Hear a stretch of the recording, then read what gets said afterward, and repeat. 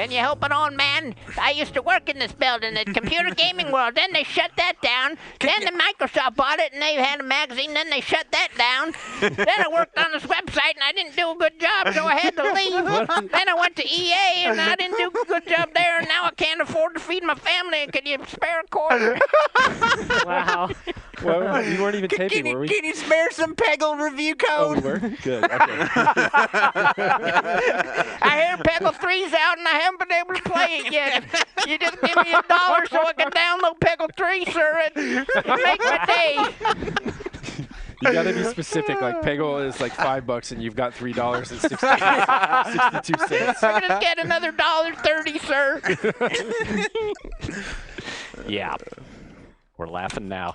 We'll be crying in 5 years. What is this? All right, so what else? What are we doing here? That's That's what we're doing? Are we going to talk about Far Cry 2? Do we have time, or are you guys going to do that next week? Because there is, in fact, going to be next week. There's Right? one more. At least one GFW more. Radio. My sincere wish for you group of young fellows is that you continue to podcast in some form, because you're a very funny group of guys, and I don't think you need me to have a successful podcast. I fully believe you can do it. You have done it in the weeks I've been gone, so I hope on behalf of the fans complain then that you continue. Well, some will, but change is inevitable. Colonel Blake had to leave MASH, and they went on. They got Colonel Potter. Some people never like Colonel Potter. Other people love Colonel We Potter. should just do the Bewitched thing and get a new Darren. Get a new Darren. Like, yeah. hey, it's Jeff Green. Or bring back Darren. Yeah. At lunch, Darren, you were bitching about the fact that Barney Rubble had a different voice actor. Oh shit, you're right. Now I'm being a hypocrite. That's right. I don't know if you guys, because I was actually alive during the switch, so this wasn't on reruns. I remember when they switched Barney Rubble's voice, because he used to sort of have this voice. Hey, Fred. And then something happened to that guy, he got fired or he quit or whatever. And then the next Barney was kind of like this. And I remember as a little kid, I was like, what the fuck? Did people on the message boards go crazy? Yeah. Holy shit, I can't even imagine. That must have been such a flame war. We did that with Donatello on Ninja Turtles. Did you talk about it in the playground at least? Oh, hell yeah, we did.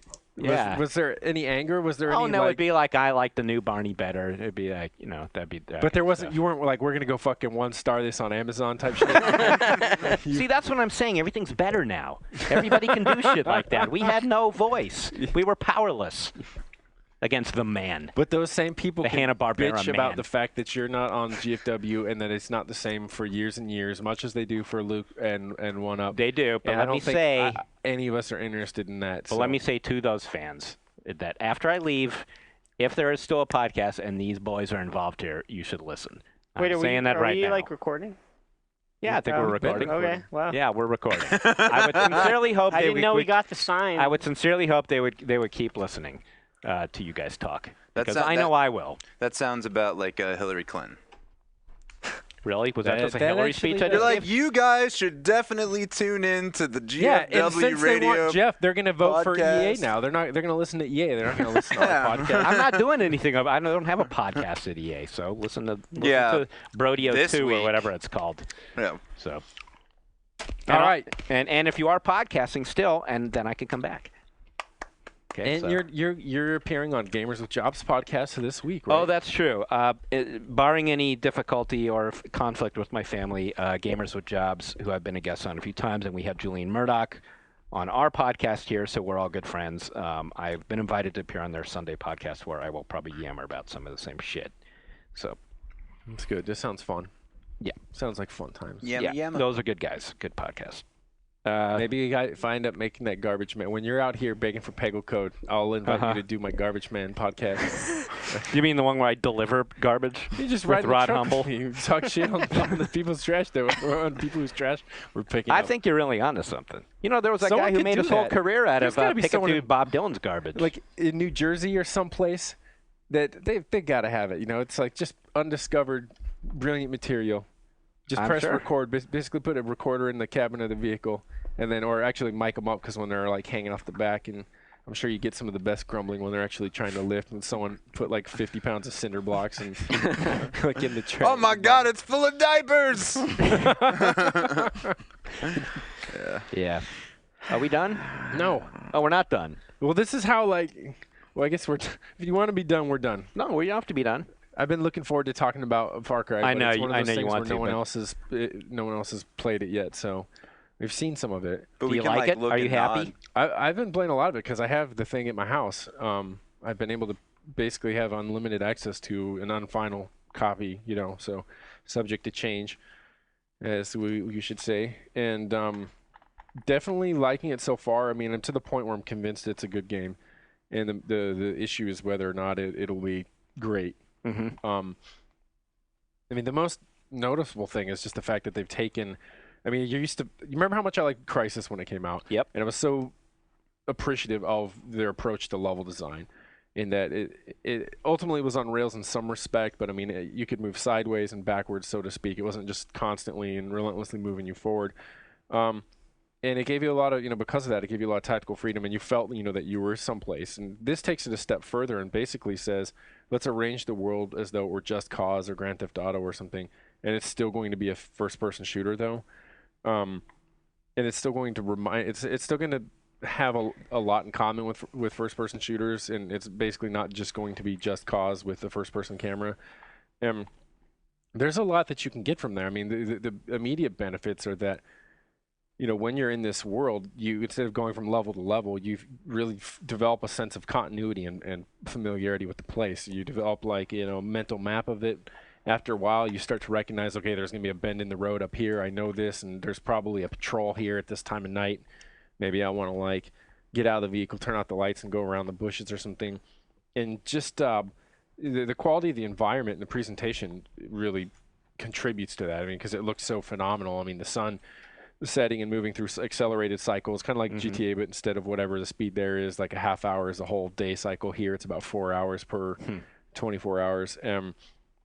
Changes in weather, a storm will come through, and then it's not just that the sky darkens and that it rains, but the wind actually registers in the world with a certain direction, and that could have a bearing on the flammability of that world. So, I mean, you throw something, you could shoot. Say you're having a gunfight and you end up shooting a box of ammo, then the rounds start cooking off and doing their fireworks show, and that could set a fire to some tall grass that was beside the box. The wind's blowing your way and it's blowing strong.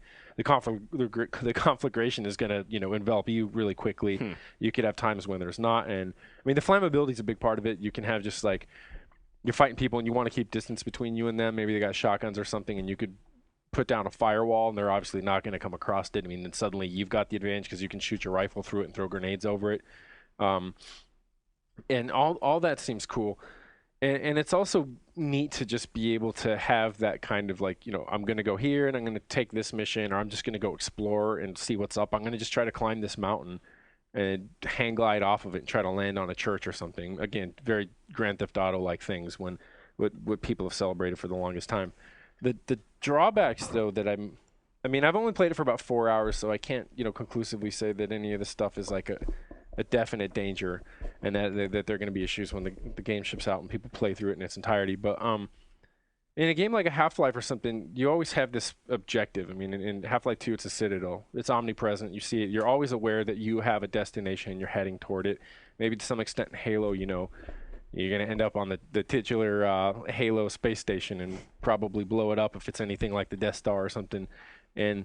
But they have this, I mean, you do have this sense of forward movement and drive. And what this game, because it doesn't have it, it's more, I mean, it's got an objective, but since you're just crisscrossing the same world and you might not necessarily feel that you are building towards something, I mean, even though you got the continuity, if you go from savanna to jungle, I mean, you've driven from one ecosystem to another and you've experienced that. It's not where am I going to be at in the next level? I'm going to be underground in the Antline caves, or am I going to be in Russia, Call of Duty's case, and then I'm going to be back here. Is a nuke going to go off?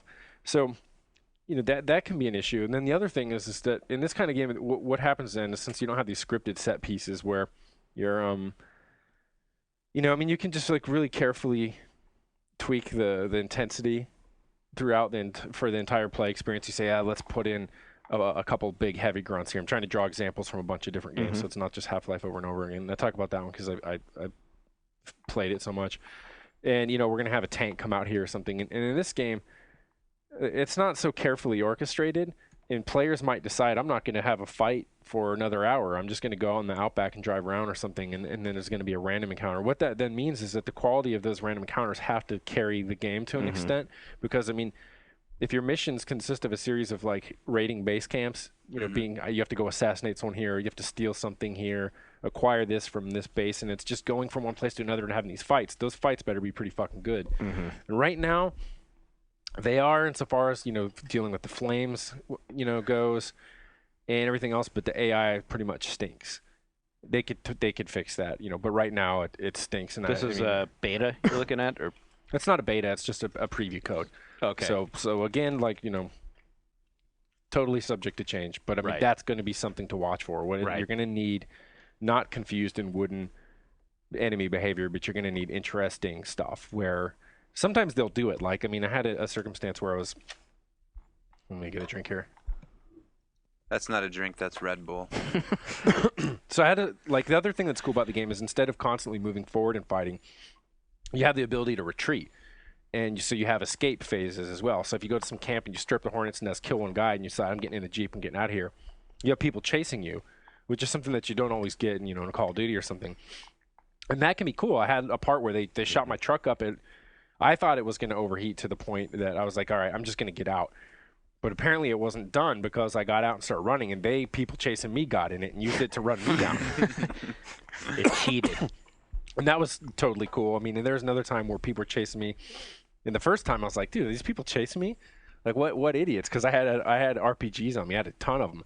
So I just get out of my car and, like, shoot them with RPGs, and it's just big, dramatic, incredible explosions as they go flying through, like, the African night and set a fire out into the weeds on the side of the road. I could see it totally working without halfway decent AI, just because of the whole Grand Theft Auto idea, which Grand Theft Auto, even 4, has never had enemies that didn't come across to me like the guys who pop out of boxes and digitized shooters that you'd play at putt-putt. Yeah.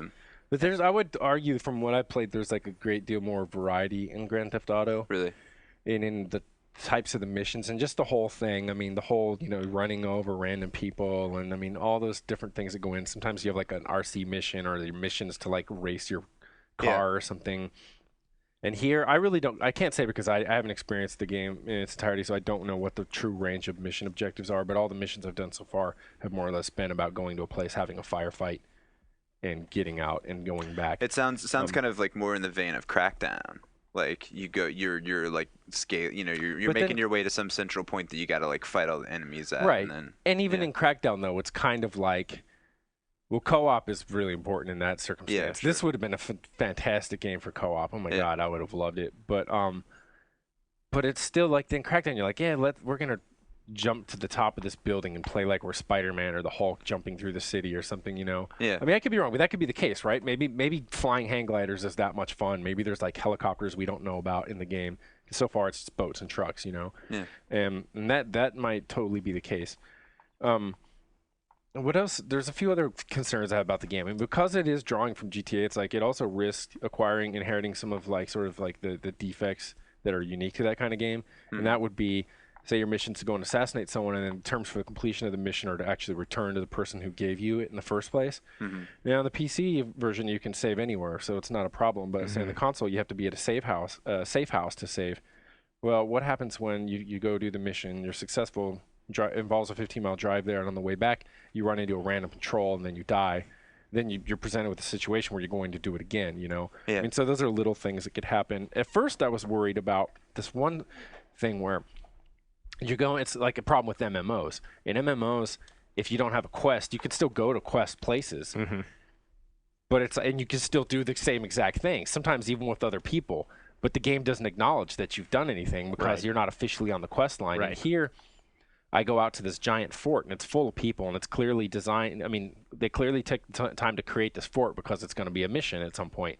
It wasn't a mission I was on at the time. So I went, cleared it out, blew everyone up, rooted through it, and tried to find every single thing I could, make sure there was like not some, hidden diamonds or something in there. Nothing. And it was like, I just know that at some point in the game, that's going to be a mission. And I'm going to go right back. You got to go like, do hey, it again. I remember you guys. Will they still be dead? Oh, certainly not. I'm sure they'll be That back. would be really funny though. They would be cool if they were. If you go back and they're dead, and, like, and we then need you you to clear out the fort. Way to go on clearing out the fort. So what I was thinking would work in that would be like, I mean, because the game's fiction already assumes that someone has GPS tracking on you. Because you get these cell phone calls now and then. Oh, no, because when you die, there's an interesting part of the game is that you don't really die the first time, but you have these allies, and they come in. It's like they just come in out of nowhere, and then they pick you up, and you weren't really dead. It's like maybe you have a broken hand, and it just automatically shows you like setting your fingers in first person, or pulling out like a nail from between your fingers, or yanking a bullet out of your leg with a pair of pliers as they're fighting. Yeah. And then you fight with them for like 5 minutes, but their ability to arrive anytime you're in danger implies that they know where you're at. So those same people could say, hey, you're by this fort. There's a motherfucker that needs dying there. Why don't you go do this right now? Well, that's the kind of world it is. It's like harsh. I mean, it's just like savage people, Sounds good. It's a world in which motherfuckers need dying. Yeah, I mean, it's like people Be a from good all tagline. around the world. That'd be great for the box. There's this war between two factions going on, and people from all mercenaries and hired guns from all around the world, and with different interests and opportunities there to make a buck off it. Off something or another, off selling weapons or diamonds are there, and those are the people that are. I definitely think if that was on the box, more people would buy it, I think, because motherfuckers need dying. Far Cry 2, coming December 2008. Oh, I think that sounds like a good commercial, Yeah. And I think you should work on that somehow and work that into a Sims ad. Sims 3, because motherfuckers need dying. Removing the staircase from the pool, locking people in their rooms. You're the only one here that knows about the new Sims expansion pack, which is Sims Automatic Weapons. Yeah, that's going to be my goal. Because motherfuckers Need dying. Yeah. Mr. Humble, I have a great idea. I like You're like, Teenage girls will love this. Yeah, we sell this to teenage girls. We need to start selling it to like the key male demographic. You can go and you pitch it like your sister's Sims world that she spends so much time in, and then it's just like boom, boom. They like the trailer starts. It's like, boom, like, Yeah. shit, people bodies flying. It's like the Yeah, little the boy running through, like murdering his whole family. the little brother who used to like torture the Barbie doll can now come and like destroy his sister's Sims family. And they could sell that I think and make we're it on to happy. something Yeah, here. then they could make this happy because you're basically it clones a copy of their world. It's not like the sole existing one. So that way he can do it and feel like that without making Susie cry because her world's been destroyed. Right. And then they can have a version for her.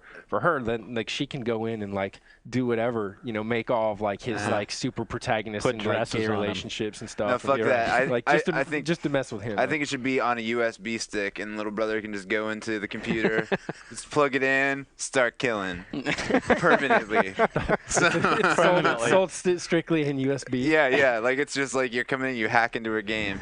I don't know if there's any like basis for that in reality. I saw it on TV, but I think we can make it happen. USB pop. There's a lot you Automatic see on TV, like weapons. the classic one, like we need more RAM, and then you hear like did put someone. We've got it. Yeah, someone puts a couple keystrokes in on the computer. Yeah. He's like, there you go. Oh man. So the game's also got this like really elaborate world editor that for multiplayer that seems pretty cool to use. I mean, people really like Forge for Halo 3 that allowed you to basically place weapons and bounce pads and change items, vehicle spawns and such. And then here's a true proper world editor. But the difference is that, I mean, importantly, it seems really easy to use and to use in a way where the results are good. So like if you want to be the sort who specifically plants every tree and every bush and every rock, and you go through with a texturing tool and you texture this amount, you want to transition. Say you put a creek bed in, you're like, these kind of plants are on like the sides. I don't want any. So basically, if repetition. you're a professional landscaper, right? If you're a professional landscaper or like someone who you want to, maybe you're thinking about making levels at some point, and it's a really accessible way to try. Or you could just take. This procedural tool and put in, say, like, hey, I want this, and you change the size of the brush. It could just be enormous. I'm just going to code all this landscape in it. But then you're like, hey, that might look too shitty, so you just change a few other variables, and it will be like, only apply this to slopes that are like this grade or something, because then that way you don't have hills that have like trees growing off, and it's just like entirely. Oh, so you're saying like uniform, you've got like the tree brush and you paint across the countryside, and you can define some rules like, yeah, but don't put them on rocks. Yeah, exactly. Don't put them on slopes, Yeah. and it will already do a nice job of randomizing it and stuff. And then based on the type of jungle or whatever, like it'll put the audio in, so like the appropriate types of like bird sounds and stuff like that. Because these guys that are making the game are like obsessed with all this procedural simulation stuff, right? I mean, I looked at Far Cry like a year ago or a half a year ago, and everything that they were wanting to tell me about was like all the crazier procedural like simulation stuff they had going for like how the world knows where to grow grass and trees because you can chop it all down. And Right. You can, Exactly. Yeah. Those are the same sorts of things. Like a riverbed. Say you put in a riverbed. Very easy. You just take the tool, draw a line right through. Same thing as a road or something. Throw another pass over it with the texturing tool, and it just kind of like randomizes it so it's not this uniformly deep creek bed. And then you go on yet another tool. All this takes like just a couple of minutes, and say put this texture and these sorts of assets on any part of the map that's like 5 feet below the equivalent of sea level in there. Then boom, the creek bed's got its stuff, and you don't have to worry about it appearing somewhere else. And that seems fun. And what I think people are going to do is, I mean, they'll do some interesting things. And at first, I just imagine like just shitty, unbalanced maps will proliferate. This is the norm. Anytime a map ed, or even professional ones like Source when it came out, and gimmick games, but those can be fun too. So like say you just make this giant flammable world or whatever with key areas, and you throw everyone in it, and so you put high winds and it's randomized. So the next thing is like basically running through just this giant burning field of tall like elephant grass, but still trying to fight each other or something. Maybe that, I mean, that's a shitty example, right? It's like, but someone could do it.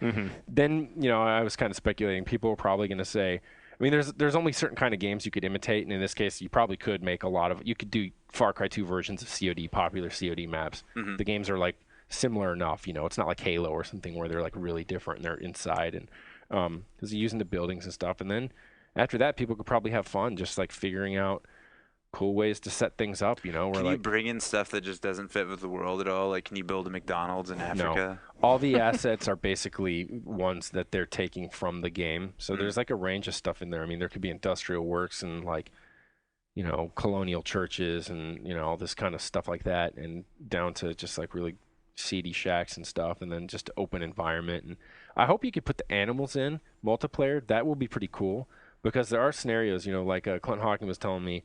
He's the creative director for the game, that, he's had, the best case scenarios when you have anecdotes when you play these games. It's like, this, I did this and this happened, kind of like, the one I gave about being chased. And in his case, it's like he alerts these guards, and they start summoning all this help, and the Jeeps are coming in. And right when they come in, like one of them, like this buffalo or wildebeest just jumped out in front of one of them. And so it hit that and boom, sent the truck flying and killed the animal. Or another time where like, you're trying to sneak up somewhere and gazelles see you. And they run, and then that ends up alerting the AI, so then they go out into a search to see what the hell caused that. So, I mean, that would be pretty interesting if you can put the animals in multiplayer games too. Of course, everyone's just going to like then make the map where it's like nothing but 50 buffaloes in the middle of like a pen, and then everyone's got missile launchers, Like, that sounds great, though. Yeah, that does sound good. Yeah. True. Oh. True. It's getting sad. So yeah, if we just keep talking, it can't end. our time is coming. If we keep talking, Jeff can't leave. Did you guys know We'll that do a these filibuster. These make like good shakers. Okay, not really. This is You better. want to eat some more toxic waste, Jeff? before No, you- I really don't want to eat more talk. I didn't don't even- want to go out by vomiting on Well, air. what's your final message before you start whoring yourself out to 50 other podcasts for the rest of the week? No, I'm only on one more. Those gamers are jobs. Let's let everyone know. Hey, dude, where you're at Joystick, wherever you're at. You want Jeff on? I'm his agent now. I can hook you up. I know his Skype ID. No, I'm gonna quickly run out of things to say. So, and I'm gonna have to move on to my actual job, as it were. So I start in 2 weeks. So What are you doing until then? fucking around. Yeah, are you gonna just? Do you have like a book you want to read, or something you want to do? You're just gonna I like saw lay it. It's around on in his your bathrobe? desk. He's already reading it. It's another one of those like, and the blood and bodies were up to my waist as I waded through the slain something corn people. Well, it's not quite that good. No, I'm reading Steve Erickson's Malazan series. If you're a fantasy Based reader. in part on his presumably on his D&D campaign. Okay, yes, it did. It did start as a D&D campaign, but in his defense, he did. Did it? This is on the back, based on a no, real no, D&D campaign. God, no, it doesn't say that. But if you Wikipedia it, you'll find out. But he did go to Iowa Writers Workshop. He does know his shit as a writer. It's a 10-volume series, and each volume is like fatter than the last. I bet people loved workshopping his stuff there. Yeah, honestly. So, is this guy a barbarian or is he a barbarian? I'm just not finding these I'm not elves sure. I believable. know how I feel about what you're doing with I'm the sure barbarian. I'm sure he befuddled the workshop group, but it was based on a D&D campaign, and there are times when I'm reading it and I am laughing to myself because it's like clearly, like this is the scene where the healer rolls whatever. I mean, you could kind of feel those moments, but Did that add to the excitement for you? oh, totally. it did. Someone totally. That happened in my campaign. Someone I totally could have written this. Did a die roll on that? Yeah. So, but he's a really good writer, and he's created this pretty amazing world. I mean, among fantasy fans, this is a pretty highly regarded series. If you're not a fantasy fan, this is probably not going to change your mind. And certainly, over the past few weeks, as I've read the first book, I've thought I could just bring this down into random readings, and I knew Sean would just laugh. If I'm not laughing. Ryan's looking at me the whole time. What is I'm that? laughing because Ryan's basically like laughing like, what a fucking dork. It was all no. Ryan, me? You said it's pretty highly acknowledged among fantasy fans, and Ryan immediately looked at me like, "What if I said Booster Gold fans love this Booster Gold book?" There will be people who will respond on message boards telling you how good a writer this Erickson is. Of course so. they will. They'll send me He's PMs. quite a and good stuff, writer. too. He's very much a cut above They most sent me of your PMs about how I generic should vote for fantasy Ron writers. Paul too, and why. Is he better than the Dragonlance writers? Well, I actually think so. Yeah. So. You read Dragonlance? I read the first one. So. Wow. I Back read in like the the day. first 10. Yeah, we'll see. You You got nothing on me then. Could be reading about the size of testes of males and Yeah. mammals. And I am planning on a week of nothing but stuff like that. So going to catch up on season 1 of Mad Men on DVD. Fine series, excellent, outstanding. If you haven't seen it yet, I'm about halfway through that season. So Netflix doesn't want to send me that. why not? I don't know. I keep getting the movie behind it.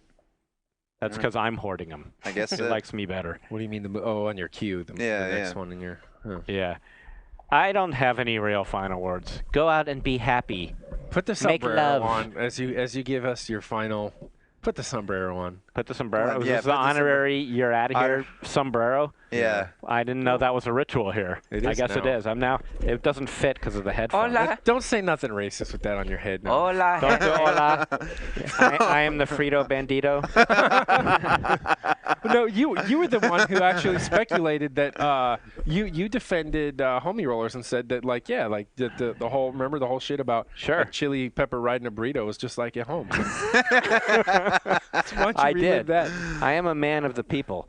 Well, I don't have. Let's sign off here, Ryan. I'm ceremoniously handing the sombrero to you as we sign off here on this very very bittersweet occasion.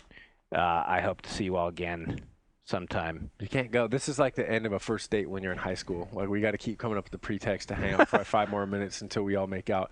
So, dude, that's gonna be you eating a mouthful of you. You could do it, Jeff. Come on, like I'll open It's them the for only you. way. The only way to go out. You eat, for your final moment. non-words, but for your final utterances on the GFW radio. Yeah. 3 of them at once. 3 at once. 3 Yeah. toxic No waste at spitting. once.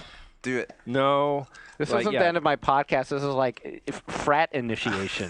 Ryan, you guys are familiar. Can't I go out with class? You guys know? are familiar with the story Like of how a Johnny Carson golf swing or something like that? You know? No. What's that? You're No. familiar with the story that Ryan Scott once What's tried that? Taco Fucking kids. Taco Bell mild sauce, and it Yep. so burned his mouth he had to go into intensive care. So here we go, Jeff. I don't want to. All right. Don't, On the don't lid. touch On the him. lid. Yeah. No, On the Jeff, you lid. can. Okay. And then what are we going to do? It's going to fade out with It's going me to fade out screaming? with you. We will all observe a moment of awkward silence. All right. No, I no, dropped it's one. good. It's okay. still good. It's Good, still good. More flavor. 3-second rule. Okay. Stare into the camera as This- you this put them all, camera right all here? at once. All right. We got a red one, another red one. Do they have different flavors? And a Yeah, purple. they're I a don't little think bit. you're going And a to purple taste. one. You're not going to The taste flavor is pucker. Okay. Yeah.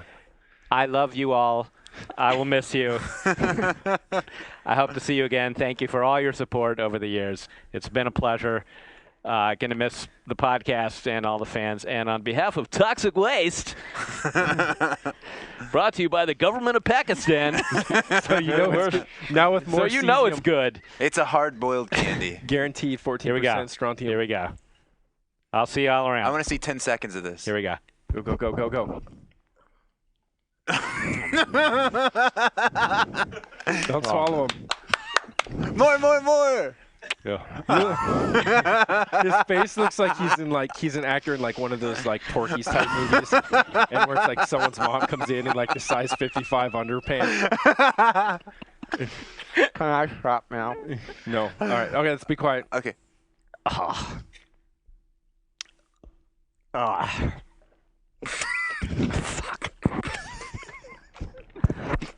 Please let me spit them out. I love you, Mom. Oh, God. That's it. I'm done. Oh, that was it? Give me like. Okay. I'll go. Go on. Take two. Here we go. Oh, shit. GFW Radio. Listen to our podcast. Yo, Ryan Scott, he is a man. I quit this joint. That was my plan.